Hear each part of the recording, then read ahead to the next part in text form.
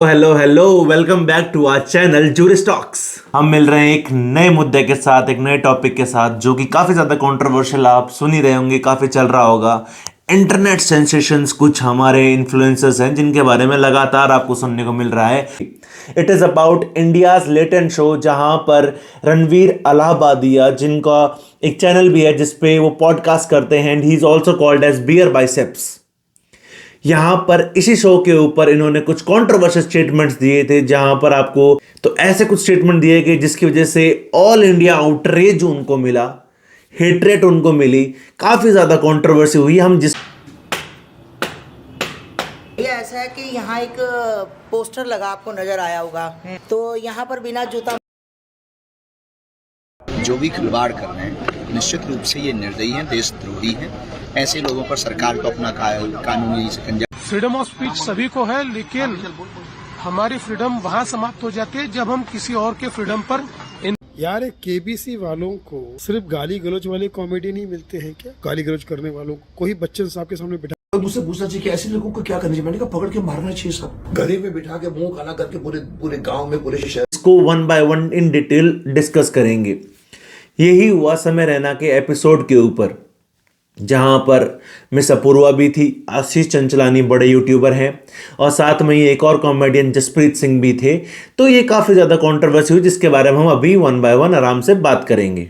अब हम बात करते हैं उस मुद्दे की, जहां पर समय रैना का एक एपिसोड था जो कि सिर्फ उनके कम्युनिटी मेंबर्स के लिए था, यानी कि पेड मेंबरशिप। अगर आप पेड मेंबरशिप देते हैं तो ही सिर्फ वो एपिसोड देख सकते थे, जहां पर रणवीर अलाहाबादिया ने वो एक कंट्रोवर्शियल स्टेटमेंट दिया था, जो आज से 10 साल पहले एक ही इंडियन कॉमेडियन ने काफी साल पहले वही स्टेटमेंट वापस दिया था, पर वो इतने फेमस नहीं थे तो इसलिए कंट्रोवर्सी बनी ही नहीं। Statement was same, even society अब प्रोग्रेस कर चुकी है, पर अब वो ज्यादा हाइप में थे। They were known to the people, that is why that statement has been such a big controversy right now. Otherwise पहले इतनी कंट्रोवर्सी नहीं थी, कोई बात ही नहीं हुई थी, वो टॉपिक ही नहीं छेड़ा गया था कभी। But now it has been a controversy. They have said that that statement is a obscenity, comes under obscenity, vulgarity. Even the CM of Assam and Maharashtra, they have filed FIR against them. They have given the statements against them. अब आप सोच सकते हैं कि कितना बड़ा बात हुई है, कितनी बड़ी स्टेटमेंट। तो अब बात करते हैं ऑब्सैनिटी की और इन सब चीज़ों के ऊपर। इसी की वजह से समय रैना को अपने सारे के सारे इंडियाज लेटेंट शो के सारे एपिसोड्स टेक डाउन करने पड़े on the decision of supreme court, और रणवीर अलाहाबादिया आगे अपना कोई भी कंटेंट अपलोड नहीं कर पाएंगे till the time supreme court won't give their judgement. Section 79, section 196, section 296 and section 299 and section 3 sub clause 5 of भारतीय न्याय संहिता BNS 2023, ये चार्जेस लगाए गए हैं समय रैना और बाकी सारे कंटेंट जो साथ में और लोग थे उनके ऊपर लगाए गए हैं। अबाउट 30 to 40 पीपल उनके ऊपर चार्जेस लगाए गए हैं। ये थे BNS के section 67 of IT act, information technology act 2000, Section 4 and 7 of Cinematograph Act of 1952, which is to be read with Section 4 and 6 of Indecent Representation of Women Prohibition Act 1986। ये सारे चार्जेस लगाए गए हैं इन सब के ऊपर। अब बात करते हैं वन बाय वन इन सेक्शंस के बारे में। सेक्शन 79 बात करता है when we insult a woman's modesty, that is covered under section 79. If you talk about section 196, it talks about criminal speech or actions that promote hatred or enmity between groups. अगर किसी group के बीच में एनिमिटी या hatred create होती है किसी speech की वजह से, उसकी बात की गई है सेक्शन 196 के अंदर।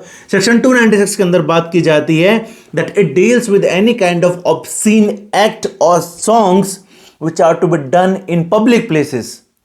And we have to maintain public decency and prevent disturbance in the public place. Public place यहाँ पर काफ़ी इंपॉर्टेंट टर्म है, आपको हमें इस बात का काफ़ी हद तक ध्यान रखना पड़ेगा। सेक्शन 299 जो कहता है कि deliberate and malicious act that insult or attempt to insult the religious beliefs इस सेक्शन का इंपॉर्टेंट वर्ड है दैट इज रिलीजियस बिलीफ। अगर कहीं पर भी इंसल्ट होते हैं या फिर अटेम्प्ट हो रहा है इंसल्ट होने का ऑफ एनी क्लास और people of India. Now the last section that is section 3 sub clause 5 of BNS act.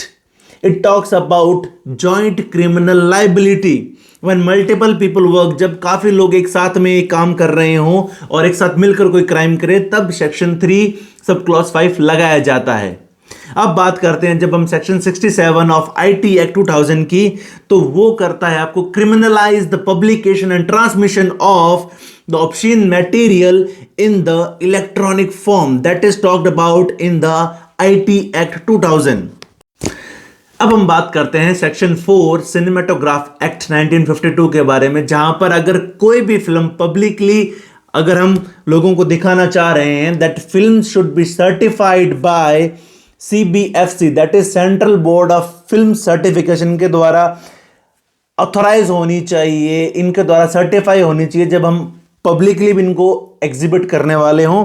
और सेक्शन 7 कहता है इसके बारे में हम बात करते हैं पेनल्टीज के बारे में। तो ये सारी चीजें, ये सारे सेक्शंस हमने जो डिस्कस किए हैं अभी, इन सब चीजों के बारे में हम बात करेंगे कि ये चीजें लागू होती है या फिर इन केस में नहीं लागू होती। फिर हम बात करेंगे सबसे इंपॉर्टेंट मैटर के बारे में दैट इज ऑब्सैनिटी, कि ऑब्सैनिटी असली में होता क्या है, वल्गैरिटी क्या होती है और क्या ये टर्म सही है। Let's come to the point now. पहली बात करते हैं हम सिनेमेटोग्राफ एक्ट ऑफ 1952। क्या ये लगता है अगर कोई भी कंटेंट इंटरनेट पे अवेलेबल है तब वहां पर सिनेमेटोग्राफ एक्ट नहीं लगता है। सबसे इंपॉर्टेंट चीज है that it is not covered under the jurisdiction of cinematograph act of 1952। YouTube is completely free from Cinematograph Act and it is completely governed by the IT rules which is called as also IT Act, जिसके हम भी बात की है हमने कि उसके द्वारा गवर्न किया जाता है। जो आपके सिनेमाटोग्राफो एक्ट के अंदर जो चीज़ें आती हैं दैट इज फिल्म्स, प्रोमोज, कोई भी चीज़ें जो कि पब्लिकली अवेलेबल हैं, पब्लिक प्लेसेस पे चलती हैं, जो कि गवर्नमेंट के द्वारा चलाई जाती हैं, थिएटर सैटेलाइट के द्वारा या टीवी के माध्यम के द्वारा लोगों तक पहुंचती हैं, वो सब चीज़ें सर्टिफाइड होनी चाहिए by the CBFC that is given under cinematograph act. That means ये सेक्शंस कहीं पर भी लागू नहीं होते इंटरनेट कंटेंट के लिए, जो कि काफ़ी ज़्यादा हमारे प्रेसिडेंट्स दिए गए हैं सुप्रीम कोर्ट के द्वारा, उसमें भी ये चीज़ें मेंशन्ड हैं।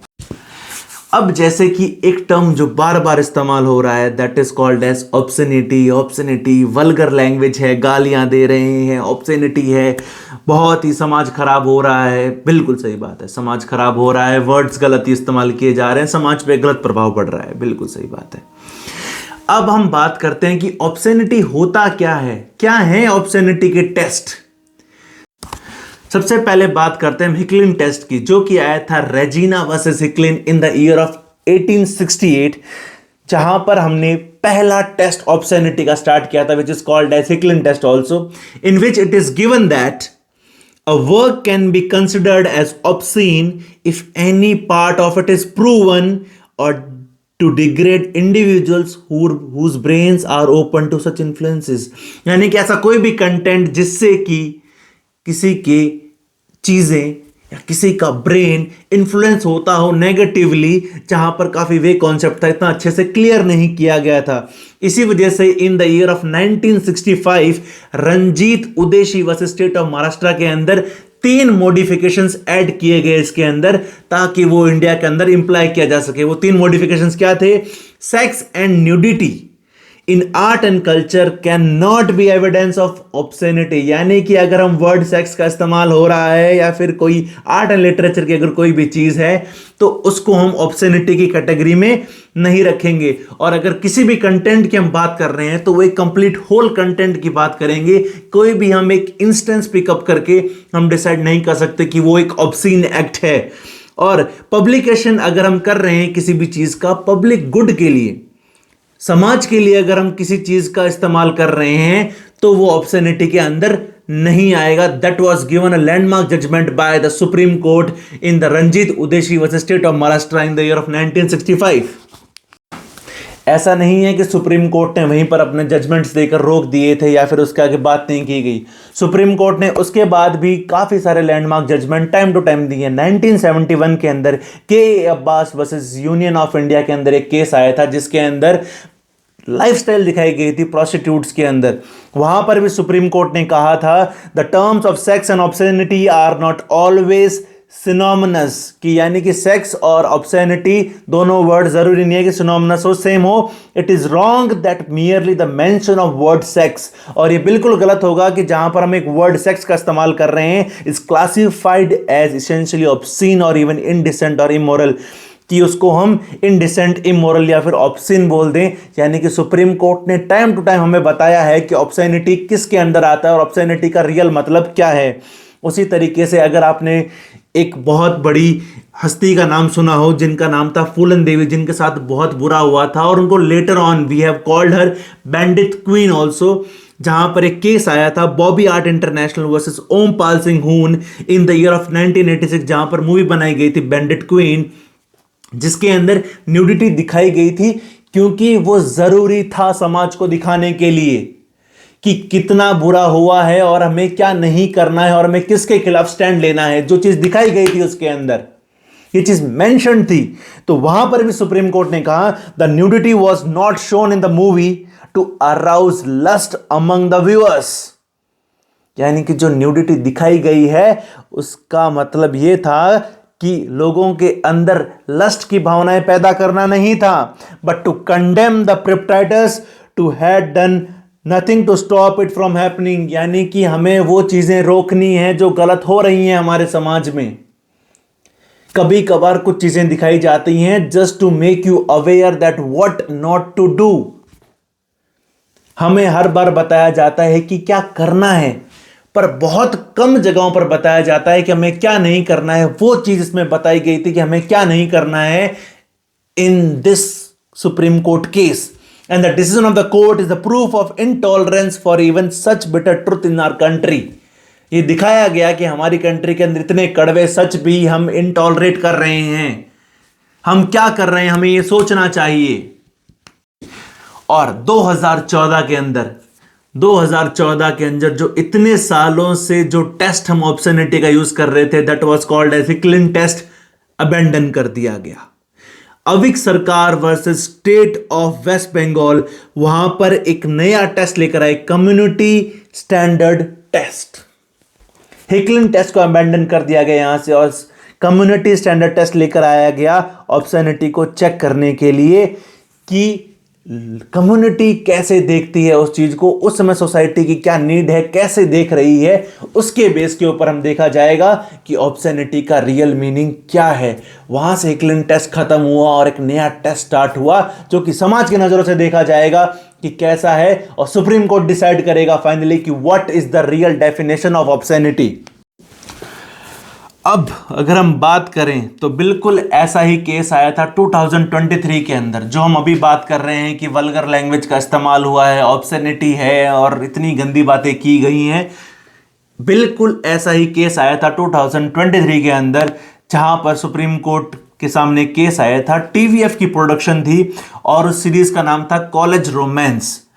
वहां पर वल्गर लैंग्वेज का इस्तेमाल हुआ था, तब एक केस हुआ था टीवीएफ के अगेंस्ट, और जो शो के डायरेक्टर थे Simranjit Singh and the actor Apoorva Arora, इनके अगेंस्ट ये केस फाइल हुआ था, जहां पर सुप्रीम कोर्ट ने एक बहुत ही क्रूशियल वर्डिक्ट दिया था। ध्यान से सुनिएगा जरा।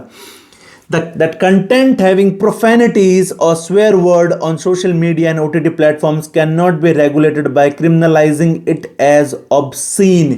यानी कि जो वल्गर वर्ड्स इस्तेमाल हो रहे हैं आप उसे obscene नहीं कह सकते। इवन सुप्रीम कोर्ट ने ये तक कहा है labeling abusive language as crime is infraction of speech। Article 19, हमारा आर्टिकल 19 हमें स्पेसिफिकली बताता है freedom of speech and expression, जिसके लिए कंडेम किया गया था हमारे महाराष्ट्र के सीएम मिस्टर फडणवीस ने। उन्होंने बताया, हमें कहा कि आपके पास freedom of speech and expression है, पर हमारे पास वहां पर कुछ रीजनेबल रेस्ट्रिक्शंस है। बिल्कुल हम मानते हैं कि रीजनेबल रेस्ट्रिक्शंस हैं, पर अगर आप एब्यूजिव लैंग्वेज को लेबल कर देंगे एज अ क्रिमिनल लैंग्वेज और एज अ क्राइम लैंग्वेज उसको कर रहे हैं, तो कहीं ना कहीं आप हमारे फ्री स्पीच के फंडामेंटल राइट को कर्टेल कर रहे हैं, ब्रीच कर रहे हैं। That is breach of our fundamental right. वहीं पर इसी केस के अंदर सुप्रीम कोर्ट के 2 justices A S Bopanna and P S Narasimha ने क्वेश्चन किया था दिल्ली हाई कोर्ट के डिसीजन को। वहां कहा गया a disproportionate and excessive measure that violates freedom of speech, expression and artistic creativity, कि यहां पर क्या ब्रीच हो रहा है आपका freedom of speech, expression and आपके जो आर्ट एंड क्राफ्ट है। इवन सुप्रीम कोर्ट ने यह भी कहा vulgarity and profanity does not पर से अमाउंट टू ऑब्सैनिटी। प्रोफैनिटी यानी कि आप वल्गर लैंग्वेज जो इस्तेमाल कर रहे हैं, जो आप स्वेयर वर्ड्स इस्तेमाल कर रहे हैं, इसका क्लियरली मतलब ऑब्सैनिटी नहीं है। They have said when a person may find vulgar and expletive filled language to be distasteful, unpalatable, uncivil and improper, यानी कि वल्गर लैंग्वेज जो है, यानी कि जिसमें गालियां हो सकती हैं, वो आपको डिस्टेस्टफुल लग सकती हैं, प्रेजेंटेबल नहीं लग सकती, अनसिविल, इम्प्रॉपर लग सकती हैं, पर इतना ही सिर्फ काफी नहीं है किसी को ऑब्सीन, फूहड़ कहना इतना आसान नहीं है। यह बताया गया है सुप्रीम कोर्ट के द्वारा। सुप्रीम कोर्ट ने इवन ये तक भी कहा है कि ऑब्सैनिटी रिलेट्स टू अ मटेरियल। ऑब्सैनिटी क्या है? अब यहां पर आप ध्यान से सुनिएगा कि ऑब्सैनिटी को जो डिफाइन किया गया है सुप्रीम कोर्ट ने, which is the biggest interpreter of our constitution and constitution is the supreme law book of our country, जिसके बारे में हमारे यहां पर बात की गई है। तो obscenity relates to material that arouses sexual and lustful thoughts. यह है असली ऑब्सैनिटी का मीनिंग, कि ऑब्सैनिटी ऐसा मटेरियल है जिसकी वजह से आपके अंदर सेक्सुअल या फिर लस्टफुल भावनाएं अराउज होती हो। That is called as obscenity. और क्या आपको लगता है कि रणवीर अलाहाबादिया के स्टेटमेंट्स या फिर इंडियाज लेटेंट शो के ऊपर जो स्टेटमेंट्स दिए गए थे, उनकी वजह से सेक्सुअल और लस्टफुल थॉट्स अराउज हुए होंगे? आप खुद समझदार हैं इसके लिए। सुप्रीम कोर्ट ने आगे कहा which is not at all effect of the abusive language और profanity that was employed in the episode. Specifically Supreme court ने कहा है कि ऐसी लैंग्वेज से जिसमें गालियां हो या फिर अब्यूजिव लैंग्वेज का इस्तेमाल किया गया, प्रोफेनिटीज हो, इससे किसी भी प्रकार से लस्टफुल या फिर सेक्सुअल थॉट्स अराउज नहीं होते। It can be disgust, it can be revulsion, it can be a shock. घृणात्मक है, शॉक है, शॉकिंग है, पर यहां पर ऑब्सीन नहीं है, जो कि सुप्रीम कोर्ट ने कहा है।